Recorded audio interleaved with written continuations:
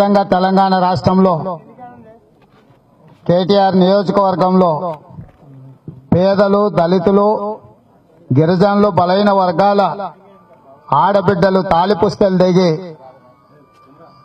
చెట్టంత మనిషి శవమై సమాధులకు వెళ్లి శ్మశానాలలో కట్టే కాలుతుంటే వాళ్ళ బాధని రాష్ట్ర ప్రభుత్వం పట్టించుకోలేదంటే ఈ రాష్ట్ర ప్రభుత్వానికి, ఇక్కడ ఎన్నికైన శాసనసభ్యుడికి, మంత్రి అయిన కేటీఆర్ కు మనసు లేదన్న సంగతి తెలంగాణ సమాజం అంతా గమనించవలసిన అవసరం ఉన్నది.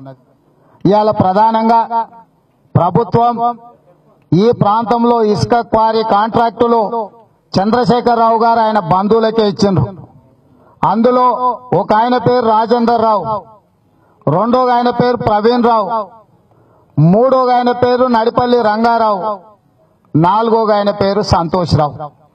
సంతోష్ రావు ఎవరై అంటే ఆయన సడ్డకుడు రవీందర్ రావు కొడుకు.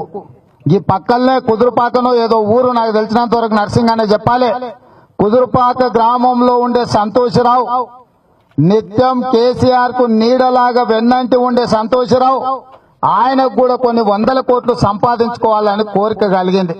ఎందుకంటే వాళ్ళ అన్న కేటీఆర్, వాళ్ళ బావ హరీష్ రావు, వాళ్ళ అక్క కవితమ్మ 1000 కోట్ల రూపాయలు సంపాదించుకుంటుంటే మరి నేను వీళ్ళ కాడనే పనిచేస్తున్నా కదా, కనీసం నాకు 100 కోట్లన్నా సంపాదించుకోకపోతే ఎట్లా అని అడిగితే ఈ కాంట్రాక్టులో వీళ్ళ కుటుంబ సభ్యులకే చంద్రశేఖరరావు గారు ఇవ్వడం జరిగింది. ఇవాళ నేను అడుగుతున్న ఈ రాష్ట్ర ముఖ్యమంత్రిని, నిన్న ఎంపీ బాల్కసుమన్ అడుగుతున్నాడు, ఆధారాలుంటే నువ్వు బయట పెట్టు, అనవసరమైన ఆరోపణలు చేయొద్దు, నువ్వు ఆ కుటుంబంలో ఎవరిని వదిలినవని. గోల్డ్ మైన్ మినరల్స్ అనే కంపెనీలో సంతోష్ రావు director, Praveen Rao director, Praveen Rao బామ్మర్దైన Srinivasarao director. నేను అధికారికంగా ఆరోపణ చేస్తున్నా, రాజేందర్ రావు కంపెనీకి కాంట్రాక్ట్ ఇచ్చారు, నడిపల్లి రంగారావు కాంట్రాక్ట్ ఆ కంపెనీకి టీఎస్ఎండిసి నుంచి Telangana state mineral development corporation ఇసుక ఎత్తే కాంట్రాక్టు ముసుగులో 100 కోట్లు కొల్లగొట్టడానికి రాష్ట్ర ముఖ్యమంత్రి గారు కాంట్రాక్ట్ ఇచ్చారు. నేను అధికారికంగా ఈ ప్రభుత్వం మీద ఆరోపణ చేస్తున్నా. గతంలో ముఖ్యమంత్రి గారు పదే అన్నారు, తప్పుడు ఆరోపణలు చేస్తే పోలీస్ కేసులు పెట్టి బొక్కలేస్తామని. నేను ఈ రోజు ఆరోపణ చేస్తున్నా, నా ఆరోపణ తప్పైతే నువ్వు కేసు పెట్టి నన్ను బొక్కలేయమని చెప్పి ఈ రోజు చంద్రశేఖరరావు గారికి నేను సవాల్ విసురుతున్నా.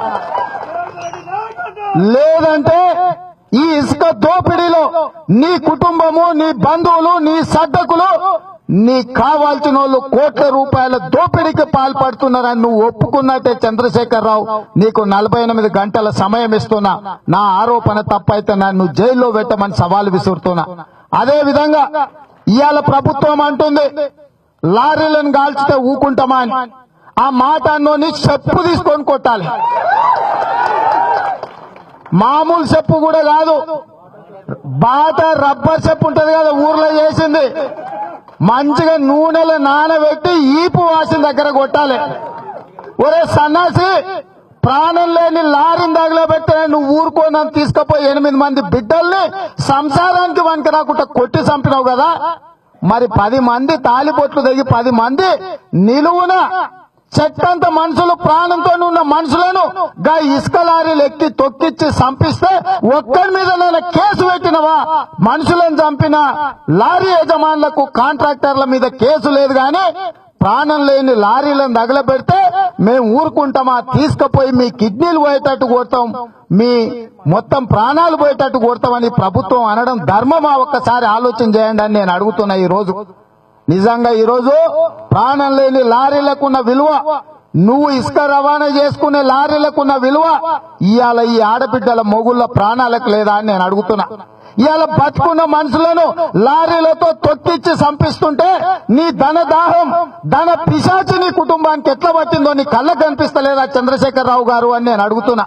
ఇవాళ నీ కుటుంబం దోపిడీ కోసం ఇసుక కాంట్రాక్టులు తీసుకొని రాత్రికి రాత్రి 100 లారీలు ట్రిప్పుల మీద ట్రిప్పులు కొట్టాలని అడ్డగోలుగా స్పీడు నడిపించి గ్రామాలలో పేదోళ్ళ ప్రాణాలను బలిగొంటుంటే నువ్వు తీసుకొచ్చి బట్టలు ఇప్పదించి సిరిసిల్ల చౌరస్తలో లారీ యజమానుల కాంట్రాక్టులను కొట్టాల్సింది పోయి ప్రాణాలు పోయినోళ్ళు ఆవేదనతో నిరసన తెలిపితే వాళ్ళని తీసుకొని పోయి పోలీస్ స్టేషన్లలో పెట్టి రోకల్ బండలు ఎక్కించి కొట్టిస్తావా?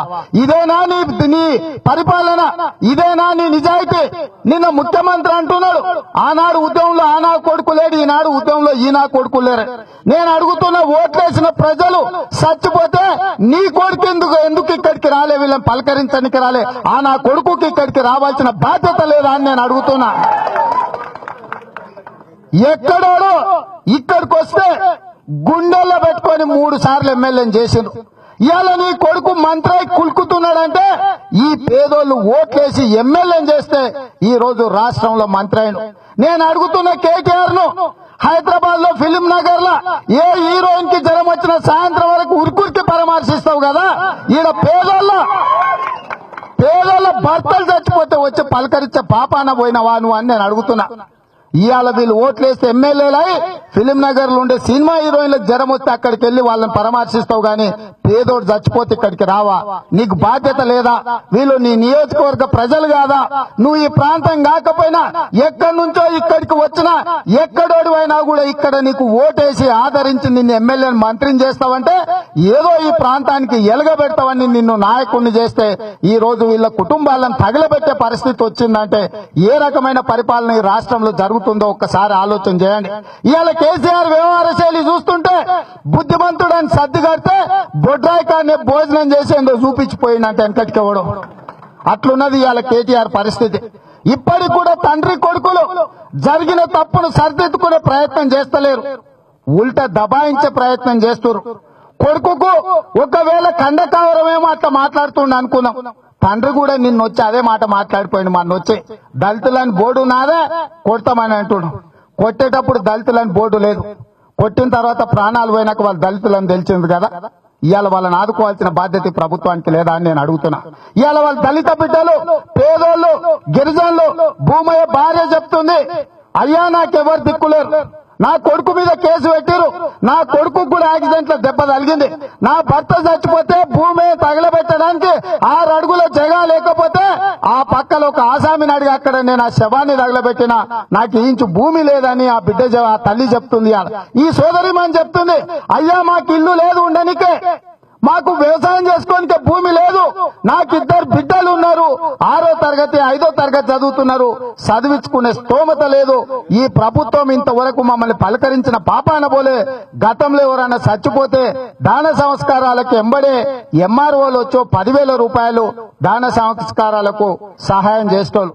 ఇవాళ ఈ ప్రభుత్వము చిల్లి గవ్వ కూడా ఈ పేదోళ్లకు కనీసం దాన సంస్కారాలకు కూడా సహకారం అందించలేదంటే కేసీఆర్ గారికి ఎంత సంస్కారం ఉందో ఒక్కసారి ఆలోచన చేయాల్సిన అవసరం ఉంది. కాబట్టి ఇవాళ ఈ పేదోళ్ళకి ఎవరు లేరు, నేను పోలీసులను పెట్టి అడ్డుకుంటా అన్నట్టుగా ముఖ్యమంత్రి గారి వ్యవహార శైలి ఉంది. కాబట్టి ఆ పోలీసుల కథ ఏందో, ఆ కేసీఆర్ కథ ఏందో తెలుసుకోవడానికే ఇవాళ నేరళ్ళ గ్రామానికి తెలుగుదేశం పార్టీ వచ్చింది. ఇవాళ మేము అడుగుతున్నాం, దళితులను కొట్టిన అధికారులను తక్షణమే సస్పెండ్ చేయాలా? ఇవాళ ఎస్పీకి ఎవడు అధికారం ఇచ్చిండు వీళ్ళని చిత్తగొట్టే అధికారం అని నేను అడుగుతున్నా. తక్షణమే ఎస్పీని సస్పెండ్ చేయాలి. ఎందుకంటే ఇవాళ నీకు తెలిసింది కదా వీళ్ళు దళిత బిడ్డలని, దళిత బిడ్డల మీద దాడులు జరిగితే నువ్వు ఎస్పీని ఎందుకు సస్పెండ్ చేయవు? అదే విధంగా వాళ్ళ మీద పెట్టిన అక్రమ కేసులు తక్షణమే రాష్ట్ర ప్రభుత్వం ఉపసంహరించుకోవాలి. ఇవాళ ప్రభుత్వ తప్పిదాల వల్ల, నీ బంధువుల ధనదాహం వల్ల, ఇసుక దోపిడీ వల్ల ఇవాళ పేదోళ్ళ ప్రాణాలు పోయినాయి.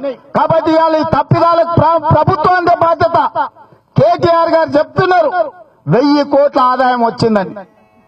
సంతోషం, 1000 కోట్ల ఆదాయం ప్రభుత్వానికి వస్తే ఇవాళ ప్రాణాలు పోయిన వాళ్లకు తలా 10 లక్షలు, ఇవాళ దెబ్బలు తిన్న వాళ్ళకు తలా 5 లక్షల రూపాయలు ఇస్తే 1 కోటి రూపాయలు అవుతాయి. 1000 కోట్లల్లో ఈ దళిత గిరిజనుల బిడ్డల కోసం 1 కోటి రూపాయలు పెట్టే మనసు ఈ రాష్ట్ర ప్రభుత్వానికి లేదా? ఒక్కసారి ఆలోచన చేయాల్సిన అవసరం తెలంగాణ సమాజం మీద ఉన్నది. ఇవాళ వీళ్ళ ప్రాణాలు బలిస్తేనే ఈ కరీంనగర్ జిల్లాలో ఇసుక దోపిడీకి పాల్పడితేనే రాష్ట్ర ప్రభుత్వానికి 1000 కోట్ల రూపాయల ఆదాయం వచ్చింది. 1000 కోట్ల ఆదాయాన్ని ఇవాళ నువ్వు మూట కట్టుకున్నావు కదా, పేదోళ్ల కోసం 1 కోటి రూపాయలు కట్టా ఈ రోజు ఆదుకోవడానికి ఎందుకు ఖర్చు పెట్టలేవని మేము రాష్ట్ర ప్రభుత్వాన్ని అడుగుతున్నాం. కాబట్టి ఇవాళ ఈ పేదల తరపున వాళ్ళు మాకెవరూ లేరని మమ్మల్ని ఎవరు పట్టించుకోరని వాళ్ళ ఆందోళన చెందాల్సిన అవసరం లేదు. ఈ గిరిజన దళిత ఈ పేద బిడ్డల కోసం తెలుగుదేశం పార్టీ అండగా ఉంటుంది. ఖచ్చితంగా ఈ ప్రభుత్వం మీద పోరాటం చేస్తాం. ఇవాళ ఈ గ్రామాలను సందర్శించి ఇక్కడ ప్రజల అభిప్రాయాలు తీసుకొని ఈ ప్రభుత్వాన్ని నిలదీయడానికి తెలుగుదేశం పార్టీ వచ్చింది. 15 ఆగస్టు లోపల కేటీఆర్ గ్రామాలకు వచ్చి పేదోళ్ళని చనిపోయిన వాళ్ళని పరామర్శించాలా, వాళ్ళ మీద ఏవైతే అక్రమ కేసులు పెట్టినరో అవి ఉపసంహరించుకోవాలా, 10 లక్షల రూపాయలు చనిపోయిన కుటుంబాలకు ఎక్స్గ్రేస్ ఇవ్వాలా, ఇవాళ దెబ్బలు తిని నడవలేని పరిస్థితులు ఉన్న ప్రతి కుటుంబానికి 5 లక్షల రూపాయల నష్టపరిహారం ఇవ్వాలా, వైద్యానికి కార్పొరేట్ ఆసుపత్రులలో ప్రభుత్వమే వైద్యం అందించి వైద్య సహకారాలు అందించాలి. గతంలో ఈ తల్లి ఖర్చు పెట్టుకున్న 10 లక్షల రూపాయలు కూడా ప్రభుత్వం తిరిగి చెల్లించాలి. వీటన్నిటిని ప్రభుత్వం చేయకపోతే 15 ఆగస్టు తర్వాత మళ్ళీ నేరెళ్ల ముట్టడి పెడతాం. కేసీఆర్ సంగతి తెలుస్తాం, కేటీఆర్ సంగతి తెలుస్తాం. ఏ రకంగా సిరిసిల్ల నియోజకవర్గంలో కేటీఆర్ తిరుగుతాడో మేము కూడా చూస్తాం. ఎందుకంటే ఇవాళ వాళ్ళు అనుకుంటారు పోలీసుల రక్షణ ఉంటే మమ్మల్ని ఎవరు ఏం చేయలేరని. కానీ ఆ పోలీసులు ఉన్నప్పుడే ఈ పేదోళ్ళని ఆ లారీలను తగలబెట్టిండ్రు. అంత పెద్ద లారీలను తగలబెట్టిన పేదోళ్లకు పెద్ద లెక్క కాదు. నువ్వో నీ కుటుంబమో దొరికితే ఏం చేయాలనో గదే చేస్తారు. కాబట్టి మీరు జాగ్రత్తగా ఆలోచన చేయండి. పాలకులు మీరు పేద ప్రజల పాలన కోసం ఉన్నారు. ఈ పేద ప్రజలు ఓట్లేస్తేనే మీరు మంత్రులు ముఖ్యమంత్రులు అయినరు. కాబట్టి ఈ రోజు ప్రభుత్వం స్పష్టంగా ఈ పేదలను ఆదుకునే విధంగా, అక్రమ కేసులు తొలగించే విధంగా, ఈ కుటుంబాలకు ఏదైతే ప్రభుత్వం ఎన్నికల సందర్భంగా చెప్పిందో డబుల్ బెడ్రూమ్ ఇల్లు గాని, దళితుల గిరిజనులకు ఇస్తాన్న 3 ఎకరాల భూమి గాని, వాళ్ళ ఇంటికో ఉద్యోగం విషయంలో ప్రభుత్వం తక్షణమే చర్యలు తీసుకోవాల్సిందిగా తెలుగుదేశం పార్టీ డిమాండ్ చేస్తూ ఈ ప్రభుత్వానికి 15 ఆగస్టు వరకు గడువిస్తున్నాం. 15 ఆగస్టు లోపల ఈ కార్యాచరణను ప్రభుత్వం తీసుకోకపోతే ఖచ్చితంగా అన్ని పక్షాలను కలుపుకొని, అన్ని రాజకీయ పక్షాలను కలుపుకొని తెలుగుదేశం పార్టీ కార్యాచరణ తీసుకుంటుంది. ఈ ప్రభుత్వం మీద పోరాటం చేస్తుంది. ఈ ప్రభుత్వాన్ని వదిలే సమస్యనే లేదు.